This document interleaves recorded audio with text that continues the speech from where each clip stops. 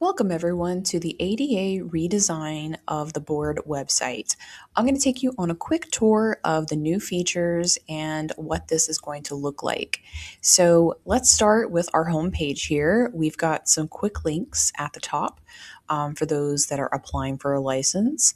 We have our licensee search, so that's if you're verifying someone's license information. And then we've got a login button that's nice and present right up front. On the side here, we're going to have some news. These are not updated right now. It's mostly placeholder text at the moment, but this is where we'll have announcements. And then below that, under our mission statement, you'll find a direct link to the Practice Act and Rules document. There's always a digital version online. Again, you'll have another link to a few things. We've got the file a complaint button, and as well as the verification of a license. So if you need to get a written verification for any purpose, you can get that through that link. And below that, this is again not updated yet, but it'll just show you what things are going to look like. We've got our practice numbers here. So you can see how many PTs, how many PTAs are in the state, as well as compact holders. And that again, that'll get updated when we launch. We'll have our newsroom linked here. So you'll have the latest feature here. And then below that, you'll have a featured video from our video library. And of course, if you experience any issues, tech support, we have information there on how to contact with that. And then we have some more quick links at the bottom. From there, I'm going to take you back up to the top and just go over some of these tabs and the pages that are underneath them. So under the About tab, we have moved things around a little bit. We're going to have our archives at the top. That's going to include archived minutes, board meeting recordings from the past, board statements, and our newsletter archive. Then we've got our board members, as well as a page about how to get involved if you're ever interested in volunteering with the board. We have our board meeting schedule, as well as any committee meeting schedule information that there might be at any given time. We have our contact information. Again, another link to the Practice Act and Rules, lots of ways to get to that document. Policies for the office, resources, which will take you to the minimum data set. I have a reporting page where we have reported workforce data and things like that. And then, of course, a link to our form if you wanted to submit a petition for a rule change, and then a link to our video library. So there's a lot of stuff under the About tab. For the public, we have, of course, board orders.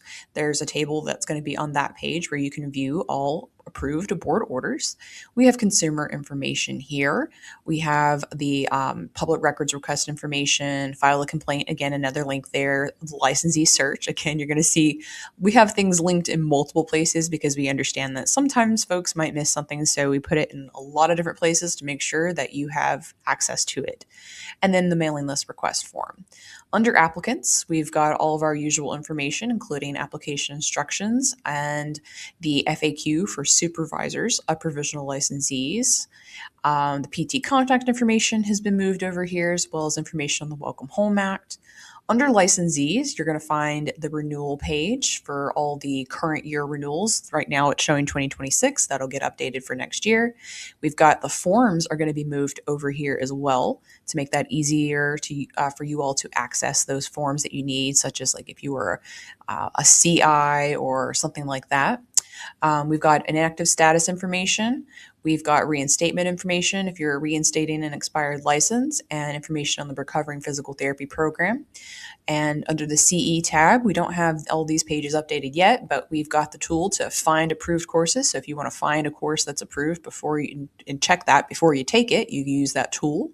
We've got the CE Resource Center, which is where you got most of our continuing education information, but a couple of other pages as well, a dedicated page for the policy and procedure, individual course approval guide, the jurisprudence schedule, and a page for course sponsors. Real quickly, I actually want to click on this one right here. It's going to take you to this course search tool. It does look a little bit different. So to get access to those filter features, you'll click on the filter button and then see that's going to drop down these options. You'll still only want to click on 1 to 2 of those at a time. Other than that, we've got the newsroom and then Extra Mile Conference for when we have that's basically our events website, so it's separate. But that is the new website. And as we get ready to launch, you'll see some more things that update and look a little different on the actual production day. But that is the website, and we hope you enjoy these great new features.